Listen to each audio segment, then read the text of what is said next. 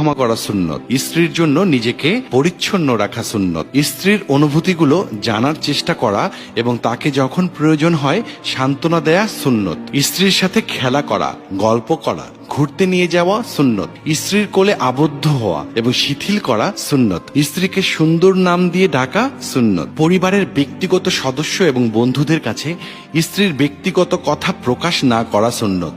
স্ত্রীর পিতামাতাকে ভালোবাসা এবং শ্রদ্ধা করা সুন্নত। স্ত্রীর এঁটো খাবার খাওয়া সুন্নত। স্ত্রীর অভিমান ভাঙানো সুন্নত। স্ত্রীর কোলে শুয়ে কোরআন তেলাওয়াত করা সুন্নত। স্ত্রীকে সালাম দেয়া সুন্নত। অনেক পুরুষই আছেন যারা এগুলোর একটা সুন্নত পালন করতে রাজি হন না, কিন্তু 4টা বিয়ের সুন্নতটা পালন করতে তারা সদা প্রস্তুত। এখন তো আপনি সব হাদিসগুলো জানলেন, এখন আপনি সিদ্ধান্ত নিন যে আপনি আরো একটি বিয়ে করবেন নাকি 4টি বিয়ে করবেন, আর সব স্ত্রীকে আলাদা বাসস্থান